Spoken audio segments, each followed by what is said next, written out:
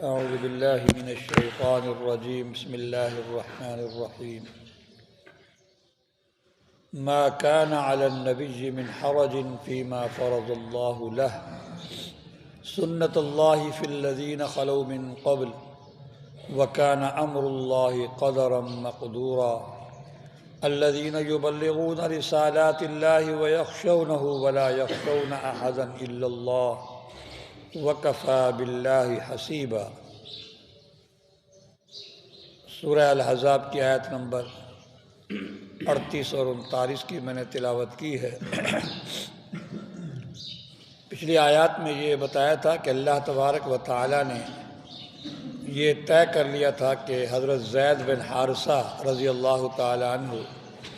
حضرت زینب بنت جحش رضی اللہ تعالی عنہ کو طلاق دیں گے، اور پھر اس جاہلیت کی رسم کو، وہ رسم یہ تھی کہ اپنے لے پالک بیٹے کو حقیقی بیٹا سمجھتے تھے اور اس کی بہو کو اس کی بیوی کو حقیقی بہو سمجھتے تھے، اور اس سے نکاح کرنے کو حرام سمجھتے تھے، جس طرح اپنی حقیقی بہو سے نکاح کرنا حرام ہوتا ہے۔ تو اس رسم جاہلیت کو توڑنے کے لیے اللہ تبارک و تعالیٰ نے یہ طے کر لیا کہ زید اپنی بیوی کو طلاق دیں گے اور حضور علیہ الصلاۃ والسلام اپنے لے پالک کی بیوی سے شادی کریں گے، تاکہ عملی طور پر جو ہے یہ جاہلیت کی رسم ٹوٹ جائے۔ قولی طور پر تو پہلے کہہ دیا تھا وَمَا جَعَلَ أَدْعِيَاءَكُمْ أَبْنَاءَكُمْ، یہ تمہارے منہ بولے بیٹے تمہارے حقیقی بیٹے نہیں ہوتے۔ زبانی اور قولی طور پر تو پہلے ہی اس رسم جاہلیت کی تردید کر دی تھی، لیکن چونکہ یہ جاہلیت کی رسم عرب کے اندر رچ بس چکی تھی اور گہری ہو چکی تھی، اس لیے ضروری تھا کہ عملی طور پر اس کو توڑا جائے، اور پھر عملی طور پر اس کی تردید کرنے کے لیے خود حضور علیہ الصلاۃ والسلام کا ہی نکاح کیا گیا اپنے لے پالک کی بیوی سے۔ فرماتے ہیں کہ اور لوگ اس پر پھر طعن و تشنیع کرنے لگے، لوگ اعتراض کرنے لگے، دیکھو جی اپنے بیٹے کی بیوی یعنی اپنی بہو سے نکاح کر لیا، حالانکہ وہ بیٹا ہی نہیں تھا۔ تو فرمایا کہ ما کان علی النبی من حرج، نبی پر کسی قسم کی کوئی تنگی نہیں ہوتی اس مسئلے میں، اس چیز میں جو اللہ نے اس کے لیے مقرر کر دیا،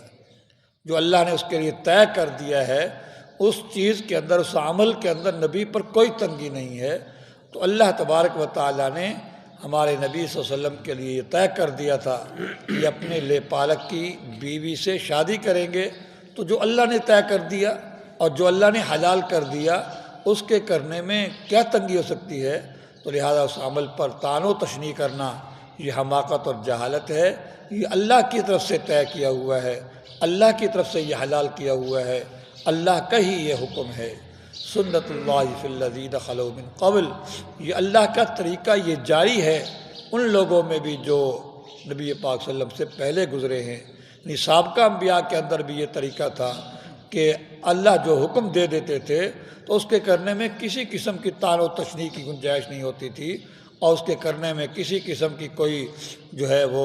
تنگی نہیں ہوتی تھی۔ تو یہ سابقہ انبیاء کے اندر بھی یہ طریقہ چلا آ رہا ہے کہ اللہ نے جو چیز حلال کر دی اس کو کرتے تھے، اس کے کرنے میں کسی قسم کی تنگی محسوس نہیں کرتے تھے۔ حضور علیہ الصلاۃ والسلام نے بھی اپنے لیے طے کیے ہوئے حکم پر عمل کیا ہے، تو آپ پر بھی کسی قسم کی کوئی تنگی نہیں ہے، اور کسی قسم کا کوئی طعن و تشنیع آپ پر نہیں کرنا چاہیے، اور نہ ہی آپ کو اس کی پرواہ کرنی چاہیے۔ وَكَانَ أَمْرُ اللَّهِ قَدَرًا مَقْدُورًا، اللہ کا فیصلہ جو ہے وہ طے ہو چکا ہے، اللہ کا فیصلہ طے ہو چکا ہے۔ اللہ جو بات طے کر لیتے ہیں کہ یہ حکم دینا ہے اور ایسا ہونا ہے اور اس پر عمل کرانا ہے، وہ ہو کر رہتا ہے، اس میں کسی قسم کی کوئی لچک نہیں ہوتی۔ الذین یبلغون رسالات اللہ، یہ انبیاء علیہ الصلاۃ والسلام کی شان یہ ہے کہ اللہ کے پیغامات کو پہنچاتے ہیں۔ وَيَخْشَوْنَهُ وَلَا يَخْشَوْنَ أَحَدًا إِلَّا اللَّهَ، صرف اللہ ہی سے ڈرتے ہیں اور اللہ کے علاوہ کسی اور سے بالکل نہیں ڈرتے، اور بس اللہ کا جو حکم ہوتا ہے اس پر عمل کر گزرتے ہیں، اور کسی سے کسی قسم کی طعن و تشنیع کی جو ہے وہ اس کی پرواہ نہیں کرتے۔ وَكَفَى بِاللَّهِ حَسِيبًا، اور اللہ حساب کے لینے کے لیے کافی ہے۔ اللہ کو سب کچھ پتہ ہے کہ آپ نے جس اللہ کے حکم پر آپ نے عمل کیا، لوگ اس پر طعن و تشنیع کر رہے ہیں، اعتراض کر رہے ہیں اللہ کو